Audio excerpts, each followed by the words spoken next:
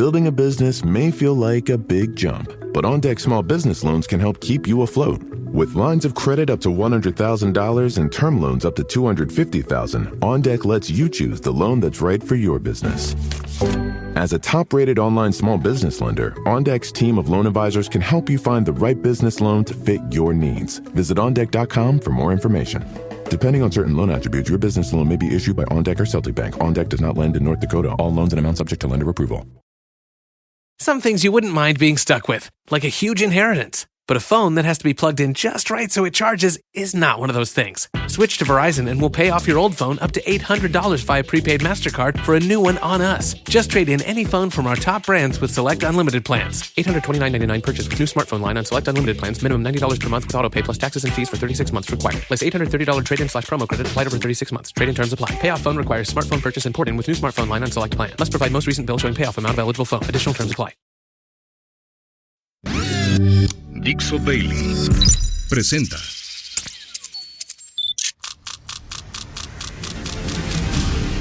La Vuelta al Mundo en unos minutos. It's a clash between barbarism and civilization. A dangerous world of chaos, death, and destruction. La internacional fascista. Yes, she can. Con Nacho Montes de Oca. Bienvenidos al Globo, a nuestro primer encuentro en el 2025, esperando que hayan empezado muy bien este año, y para inaugurarlo vamos a hacer un recorrido bien extenso hacia unos lugares más remotos del mundo, hasta Afganistán, para conocer un conflicto que quizás no cambie el mapa del mundo, pero que esconde una historia en extremo interesante y que creo que les va a gustar conocerla. Estamos hablando de un conflicto que en este momento está llevando a una guerra declarada entre los talibanes de Afganistán y Pakistán. Nada menos que el Estado musulmán que posee armas atómicas. Vamos a empezar a contarte un poco cómo es este conflicto que quizás muchos conocieron por la película de Rambo cuando se enfrentaba a los soviéticos y quizás se quedaron allí. Pero les aseguro que el conflicto es muy anterior y arranca en el año 1893. Y hay dos palabras claves que tienen que memorizar para seguir. Uno es la línea Durand y el otro es Pastunistán, que seguramente es un término que nunca oyeron hasta el día de hoy. Y van a ver por qué son tan importantes y cuánto tienen que ver con lo que sucede hoy en esa región del mundo. Vamos a empezar por el inicio de este conflicto, que es la línea Durand. Se llama línea Durand a la frontera que se estableció en 1893 entre lo que en ese entonces eran las colonias británicas de la India y Afganistán. Y recibe ese nombre porque el encargado de los asuntos de Extremo Oriente británico, Sir Henry Mortimer Durand, se reunió con el emir de Afganistán, que era Abdur Khan, y se pusieron de acuerdo en establecer esta línea, pero fue un problema como muchas de las líneas fronterizas que le damos hasta el presente desde aquellos años. Y el problema principal es que esa línea dividió en dos a la segunda palabra mágica que tenemos en este podcast, que es Pastunistán. Pastunistán es la región que ocupan los pastunes. Los pastunes son una etnia que hoy tiene 50 millones de integrantes y esa línea los dividió en dos. La mayor parte quedó en Pakistán y la otra parte, por supuesto, en Afganistán. Y ustedes me dirán, ¿qué tendrá que ver con el presente, los pastunes? Bueno, básicamente es importante porque los pastunes son la etnia principal de los talibanes. Si ustedes recuerdan, en el año 2021, las fuerzas norteamericanas, luego de hacer un acuerdo entre Trump, los países sunitas y los talibanes, establecieron una retirada.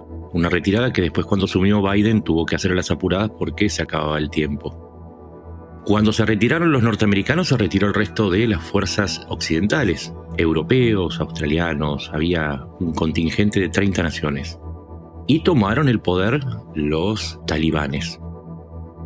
El resto de la historia ya la conocen. Los talibanes son extremistas religiosos sunistas, son salafistas, que sería la rama más conservadora, irritantemente conservadora, porque, por ejemplo, ellos consideran a las mujeres como un animal doméstico. Inclusive tiene menos derechos que un animal doméstico. No pueden hablar con los hombres, no pueden salir solas, no pueden mostrar ni siquiera sus ojos. Por eso ustedes la ven salir como si fuese una especie de muestrario de cortinados a las calles.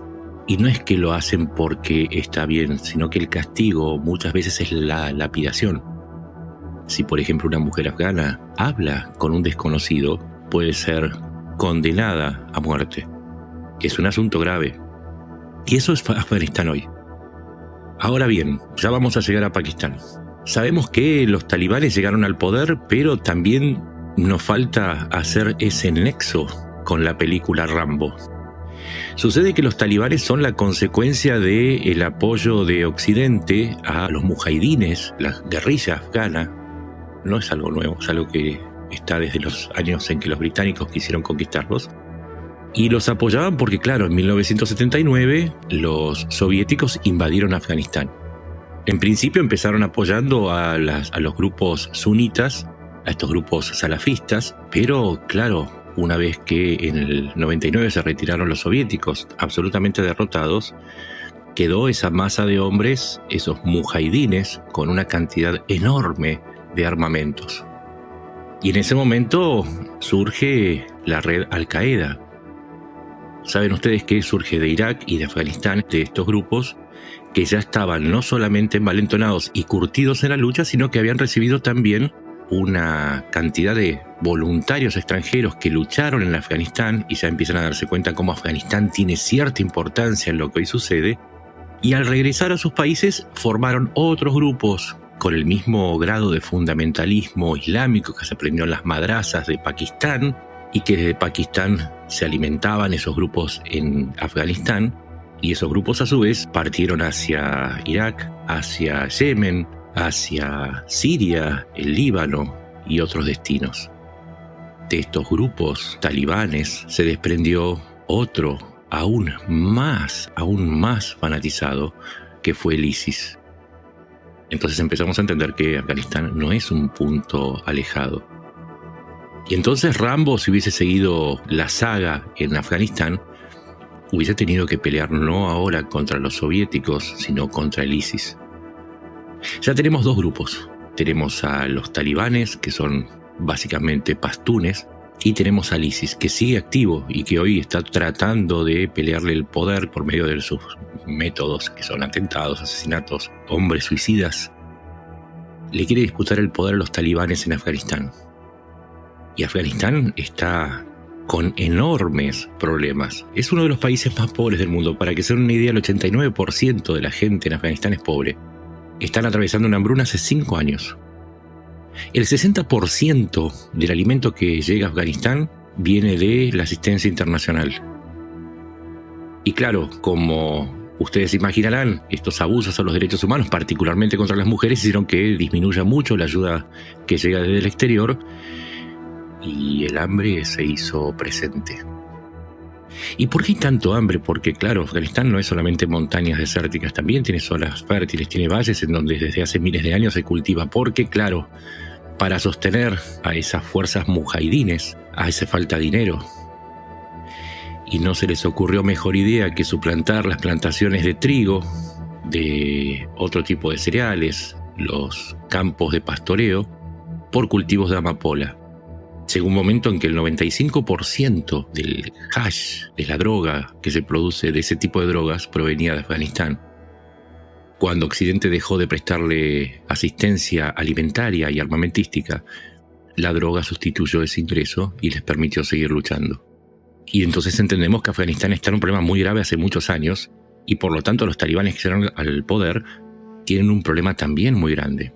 Pero ese no es todo el problema, y ahora volvemos a Pastunistán. Sucede que cuando empezó la guerra en el 79, muchos afganos comenzaron a huir, primero de los soviéticos, después de la guerra interna, después de los talibanes. Y es así que Afganistán tiene 40 millones de habitantes, pero tiene 4,5 millones de refugiados en Pakistán y 3,5 millones en Irán. Y es acá donde empezamos a llegar al presente. En noviembre de 2023, Pakistán anunció que iba a deportar a por lo menos 1.7 millones de afganos que estaban refugiados en su territorio. En la misma época, Irán anunció que iba a deportar a por lo menos 2 millones de afganos que estaban en su territorio. Y entonces el gobierno talibán se encontró con un problema, millones de personas regresando, y encima que hay poca comida, ahora iba a haber muchas más bocas para alimentar. Y además iban a llegar personas que no estaban acostumbrados a los rigores de la Sharia, de la ley coránica, y a que las mujeres sean animales domésticos y que las personas no pudieran siquiera, los hombres por ejemplo, no pudieran escuchar música occidental o usar un jean. Quizás no saben que está prohibido por la religión usar un jean o cualquier tipo de ropa occidental. Entonces estaban en un riesgo importante de sublevación, porque claro, el hambre y la costumbre guerrera cuando se unen son un cóctel peligrosísimo. El resto de Afganistán, mientras tanto, por esa misma línea Durand, los que no son pastunes tampoco estaban de acuerdo con los rigores de los talibanes. De hecho, todo el norte y el centro de Afganistán están bajo control de otras etnias, y acá volvemos a la línea Durand. Junto con los pastunes, vos tenés que considerar al resto de las etnias que forman Afganistán. Tenés a los uzbekos, a los tayikos, a los turkmenos y a los hazaras. Los primeros tres responden a otras etnias en otros países, como su nombre lo indica: turkmenos con Turkmenistán, uzbekos con Uzbekistán y tayikos con Tayikistán, es decir, reciben apoyo de otros países, porque, como son estas cuestiones tribales, las fronteras no importan, importan las zonas étnicas. Y los hazaras, que están emparentados con los iraníes, porque hablan una variedad del persa como los iraníes, y culturalmente están relacionados, están, por supuesto, muy influenciados por Irán.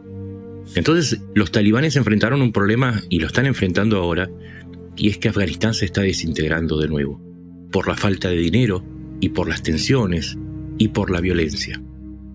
¿Y qué decidieron hacer los talibanes entonces? Se acordaron de Pastunistán. Y dijeron, si nosotros no podemos resolver la situación, vamos a convocar al nacionalismo étnico. Vamos a empezar una campaña para recuperar la vieja idea de unificar aquel viejo Pastunistán que quedó cortado por la línea Durand.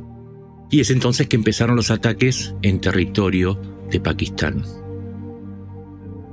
Y dentro del territorio de Pakistán tienen un aliado formidable, entre 35.000 y 40.000 integrantes del TTP, que sería el capítulo talibán de Pakistán, que opera en toda la zona de Pakistán, en la zona fronteriza entre Pakistán y Afganistán, e inclusive en la zona de Beluchistán, que es otra etnia que se quiere separar de Turquía. Entonces empezaron los ataques, empezaron en marzo del 2023.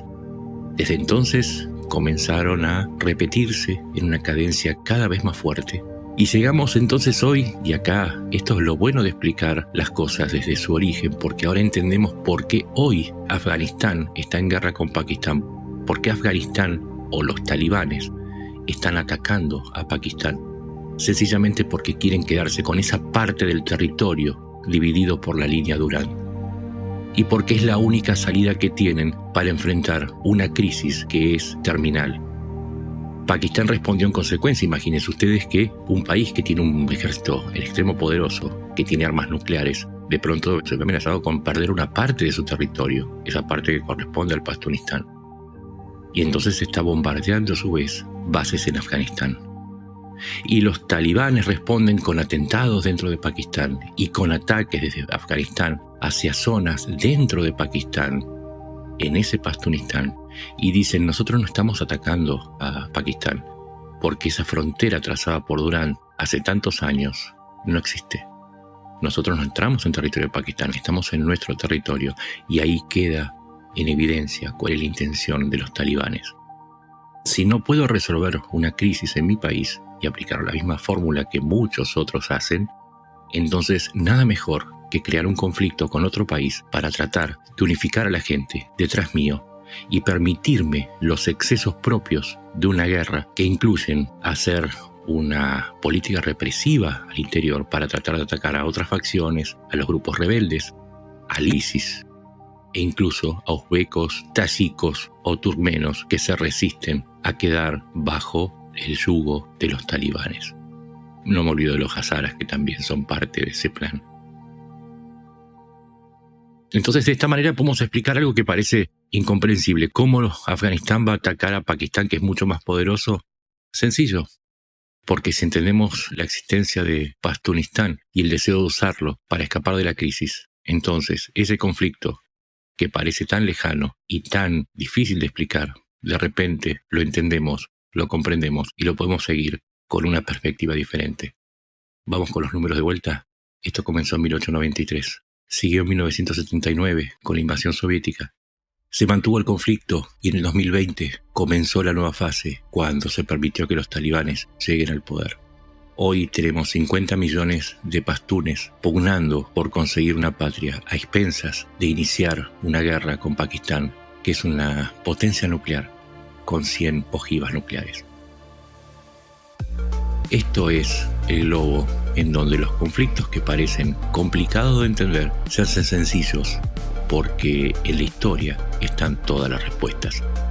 Mi nombre es Ignacio Montes de Oca, me puedes encontrar en X en @NachoMDO o en Blue Sky como Nacho Montes de Oca, y comenzamos el año aprendiendo como corresponde para entender el mundo y para, por lo menos, prever que en este 2025 van a suceder muchas cosas que necesitamos entender, y desde acá vamos a intentar ayudarte para que puedas asir desde la comprensión lo que parece incomprensible. Nos encontramos en la próxima. Gracias.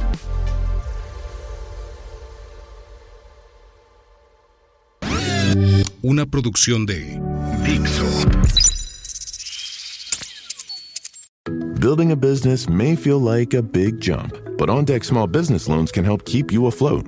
With lines of credit up to $100,000 and term loans up to $250,000, OnDeck lets you choose the loan that's right for your business. As a top-rated online small business lender, OnDeck's team of loan advisors can help you find the right business loan to fit your needs. Visit OnDeck.com for more information. Depending on certain loan attributes, your business loan may be issued by OnDeck or Celtic Bank. OnDeck does not lend in North Dakota. All loans and amounts subject to lender approval. Some things you wouldn't mind being stuck with, like a huge inheritance. But a phone that has to be plugged in just right so it charges is not one of those things. Switch to Verizon and we'll pay off your old phone up to $800 via prepaid MasterCard for a new one on us. Just trade in any phone from our top brands with select unlimited plans. $829.99 purchase with new smartphone line on select unlimited plans. Minimum $90 per month with autopay plus taxes and fees for 36 months required. Less $830 trade-in/promo credit applied over 36 months. Trade-in terms apply. Payoff phone requires smartphone purchase and port-in with new smartphone line on select plan. Must provide most recent bill showing payoff amount of eligible phone. Additional terms apply.